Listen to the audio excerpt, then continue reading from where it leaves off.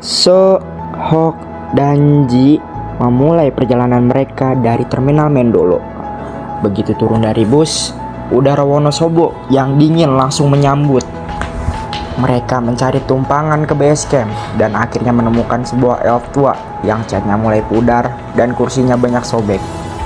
Meski begitu, mereka naik sambil tertawa-tawa, merasa seperti sedang mulai petualangan film. Beberapa menit berjalan, radio tua di depan tiba-tiba menyala dan memutar lagu sebuah kisah klasik.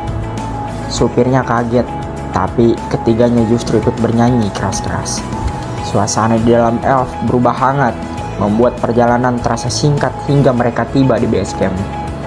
Di base camp, mereka mengurus registrasi lalu mengecek isi carrier, tenda, nesting, air, jaket, dan mie instan yang jumlahnya entah kenapa terasa kebanyakan. Setelah siap, mereka mulai naik tepat ketika matahari sudah condong. Jalur awal masih landai, tapi lama-kelamaan menanjak. Nafas mereka mulai berat dan langkah semakin lambat. Di pos 2, mereka istirahat sambil membuat kopi dari air panas yang dibeli di warung kecil. Kopinya sederhana, tapi rasanya luar biasa karena diminum dalam keadaan capek. Setelah cukup pulih, mereka melanjutkan perjalanan menuju akar cinta. Tanjakan terkenal di Prau dengan akar-akar besar melintang di jalan. Setiap langkah terasa berat, mereka beberapa kali berhenti sambil bercanda. Setelah melewati tanjakan itu, mereka tiba di pos 3 dengan perasaan lega. Mereka duduk lama sambil menikmati angin sore. Jalur setelah itu lebih terbuka, pemandangan luas mulai terlihat, tapi jalannya sempit dan berada di tepi jurang, membuat mereka harus jalan pelan-pelan. Angin kencang beberapa kali memaksa mereka berhenti dan merapat ke bukit. Menjelang senja, mereka akhirnya mencapai area puncak Prau.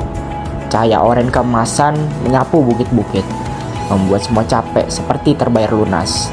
Mereka berfoto-foto sebentar, lalu berjalan menuju sunrise camp. Di sunrise camp, tantangan berikutnya muncul. Angin super kencang saat membuka tenda mereka hampir terbang. Mereka berusaha memegang setiap sudut sambil berteriak.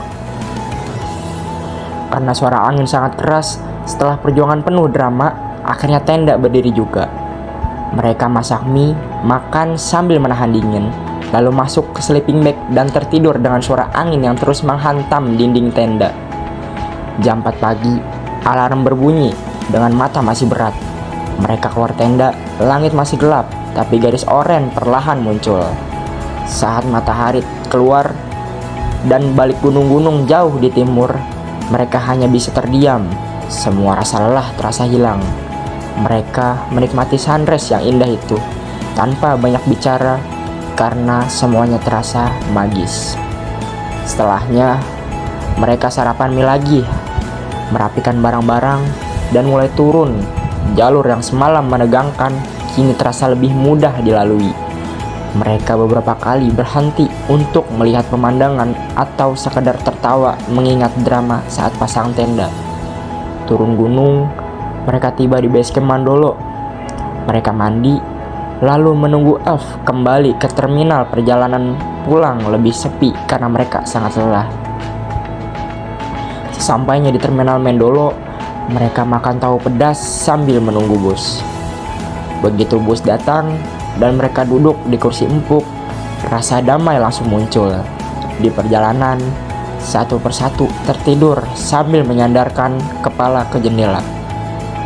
Mereka pulang dengan kaki pegal, tubuh capek, tapi hati penuh kenangan. Gunung Prau menjadi salah satu pengalaman yang bakal mereka ceritakan terus, tentang petualangan, tawa, ketegangan kecil, dan persahabatan yang semakin erat.